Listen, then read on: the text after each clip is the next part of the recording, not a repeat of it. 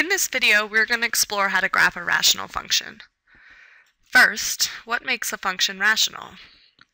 Well, the root of the word rational is ratio. This means that a rational function is a function that represents a ratio of simpler functions. In the example here, we have a ratio of 2 quadratics. A big clue that you have encountered rational function is that you're going to see a fraction. What are some special characteristics of a rational function?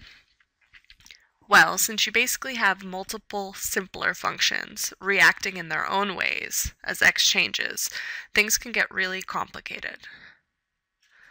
Another complication is the possibility of dividing by 0, which is a huge no-no in the math world, and ends up resulting in discontinuities in the graph. Your days of simple lines and perfect parabolas are over. Rational functions are riddled with holes and asymptotes, representing breaks in the normal flow of things. In order to understand how to graph this function, we need to look at it more closely. Let's factor the numerator and the denominator to see if we have any common factors. Excellent.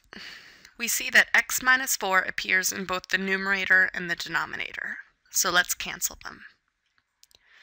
Wait a second, can we just cancel them? The short answer is yes, but not until we think about the original function. Remember, dividing by 0 results in an undefined value for our function. That means that if x equals 4, we have an undefined value. So our original function will behave very similarly to the simplified version, except that it will be undefined when x equals 4. Graphically, this is called a hole. To find the exact location of the hole, we first need to find the value of x that results in the value of 0 for the denominator. Here, that's where x equals 4. Then we plug x equals 4 into the simpler function to determine what the value of y would be if it wasn't undefined. And here we can see that y equals 1/2. This means that if our function was the simpler function, our graph would include this point, 4, 1/2. But since our function is a more complicated version with an undefined value of x equals 4, we cannot include this point, which results in a hole. Once we acknowledge this, we can use the simpler version of the function to explore it further. Let's set up a t-table and include what we know. The first thing that we know is that we have a hole in the graph at 4, 1/2. And now that we have a simpler version of the equation, we can now take a look at the other discontinuity, or the other value of x that's going to make the denominator of this function 0. So if the denominator is x minus 2, we know that if we plug in a value of 2, we're going to get a value of 0 for the denominator.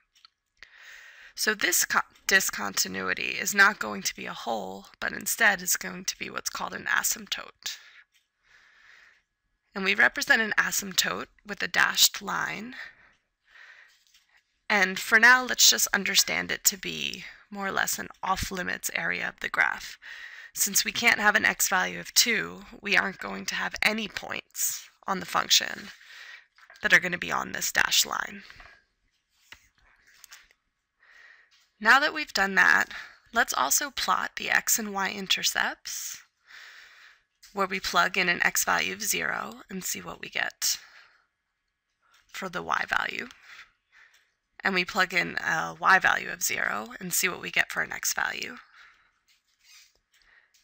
And then the next thing that we're going to take a look at is we want to see how the function behaves as we increase the x value. And here you can just plug in a variety of x values and see what the function returns. And I'm going to do this graphically, starting with the x-intercept at 3, 0. As we increase this value, you can see as it's 5, 5.5, 6. The y value keeps getting bigger. It never actually is going to have a value of 1. This means that there's another boundary here, that as x gets bigger, the y value is never going to actually reach 1, but instead get infinitely closer.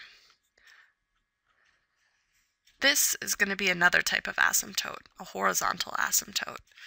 And again, this is going to represent a portion of the graph that the function is never going to cross. So to finish up this function, we're going to, again, plug in values close to the asymptotes and see how the function behaves. So if we come back down, we can see as it gets close to the vertical asymptote, it's going to decrease, eventually off to infinity. And on the left side of the vertical asymptote, we can see that the value is going to be higher. And then as we cross the y-axis, it's going to get ever closer to that value of y equals 1. So once we've plotted enough points and understand how this function's going to behave, we can go ahead and draw it in. So to recap, in order to graph a rational function, you need to do a lot of different things. The first thing is you need to factor the numerator and the denominator.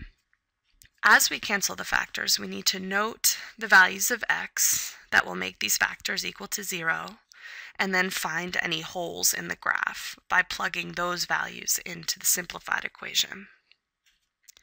Once you've determined if there's any holes, we need to then take the simplified version of the equation and find any x values that will return a denominator of 0, and there we'll have all of our vertical asymptotes.